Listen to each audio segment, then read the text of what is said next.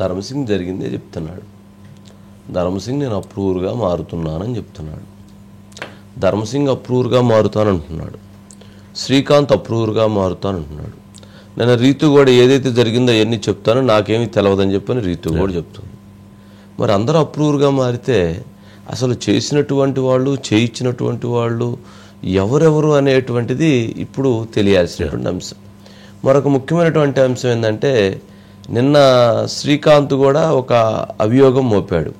ఏసీబీలోనే కొంతమంది అధికారులు అటువైపు ఇటువైపు ఉన్నారు, వాళ్ళెవరో ఉంటే కనుక మేము విచారణకు కూడా వెళ్ళమని.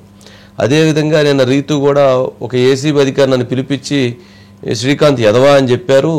తర్వాత మరలా వాళ్లే పిలిపించి ఎవరో మళ్ళీ వాళ్లే ఫోన్ చేసి లేదు లేదు మంచోడు శ్రీకాంత్ అని చెప్పారు, మరి వాళ్లే మంచి అని చెప్పారు, వాళ్లే చెడు అని చెప్పారు, మరి ఏం జరిగిందో నాకైతే తెలియదని నిన్న రీతు ఇక్కడ ఎంబీ సీట్లోనే కూర్చొని చెప్పింది. సరే ఇప్పుడు మరి అసలు ఏం జరుగుతుంది అనేటువంటి దాంట్లో ఇప్పుడు ధర్మసింగ్ అయితే మొత్తానికి 4 అంశాలు క్లారిటీ ఇచ్చే ప్రయత్నం చేశాడు. నేను ముఖ్యమంత్రి గారి రాసినటువంటి లేఖకు సంబంధించినటువంటి అంశాలు ఏదైతే చెప్పానో వాటన్నిటికి సంబంధించినటువంటి ఆధారాలు నా దగ్గర ఉన్నాయి. వాటన్నిటినీ కూడా నేను తీసుకొచ్చి మీకు అందజేస్తాను. నెంబర్ 1. నెంబర్ 2, అసలు గోవాలో మిమ్మల్ని కిడ్నాప్ చేసినటువంటి అంశం రాశారు. ఎవరు చేశారు, అక్కడ ఎవరు ఉన్నారంటే అక్కడ ఒక 3 వ్యక్తులు ఉన్నారు. అందులో 2 వ్యక్తులు జెంట్స్, ఒక వ్యక్తి లేడీ అని చెప్పాడట. ఆ లేడీ రీతూనా అనే డౌట్ తోటి అడిగితే రీతు కాదు అని చెప్పారట. మరి రీతు పాత్ర ఏంటంటే రీతు గతంలో శ్రీకాంత్ తోటి వచ్చేది కానీ రీతుతో నాకు పరిచయం లేదని నిన్న రీతు కూడా అదే మాట చెప్పింది. కానీ ఇప్పుడు శ్రీకాంత్ మరి అక్కడ ఆ గోవా కిడ్నాప్ ఉదంతంలో ఉన్నాడా, ఎవరున్నారు, అందులో ఉన్నటువంటి ఆ లేడీ ఎవరు, ధర్మసింగ్ని కిడ్నాప్ చేసినటువంటి అక్కడ ₹1 కోటి డిమాండ్ చేసి వసూలు చేసినటువంటి అంశంలో అక్కడ ఉన్న వ్యక్తి ఎవరు, వ్యక్తులు ఎవరు, ఆ లేడీ ఎవరు, ఎవరు ఆ లేడీ. ఆయనైతే ఆ లేడీ కూడా పాపులర్ లేడీ అని చెప్తున్నాడట. పాపులర్ లేడీ అంటే మరి వారు సినిమా రంగానికే లేదా ఈ సీరియల్ రంగానికో కొంచెం అటు ఇటు దగ్గరగా ఉన్నటువంటి వాళ్ళు అనేటువంటిది వాళ్ళకి ఉన్నటువంటి అంశం. సరే ఆ పేరు ఇంకా మనకి ఇంకా స్పష్టంగా చెప్పలా, నాకైతే పలానా అయ్యుండొచ్చు అని అంటున్నారు. ఇంకా ఆ ఎవరు అనేది ఇంకా స్పష్టంగా నాకు రాలేదు. రేపు వస్తుందని అనుకుంటున్నా, వస్తే మనం చెప్దాం. ఆ నేమ్ కోసం వెయిట్ చేస్తున్నాం.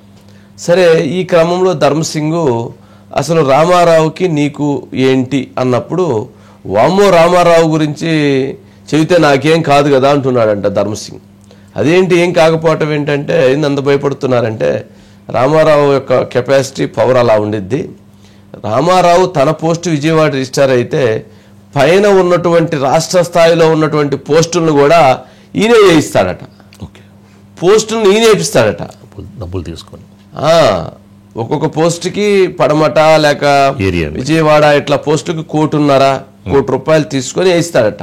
మొత్తం రిజిస్ట్రార్ వ్యవస్థని నాశనం చేసిన దాంట్లో అత్యంత క్రియాశీలకమైనటువంటి పాత్రధారి ఎవరయ్యారంటే అది రామారావు అనే ధర్మసింగ్ కూడా చెప్తున్నాడు. మరి ధర్మసింగ్ నీకు ఏంటంటే నేను ధర్మసింగ్ చాలా సంవత్సరాలు బాగానే ఉన్నాము, కానీ తదనంతర కాలంలో ధర్మసింగ్ రామారావు యొక్క ఈ వ్యవహారాలు ఇవన్నీ చూసిన తర్వాత నాకు కూడా భయం వేసింది.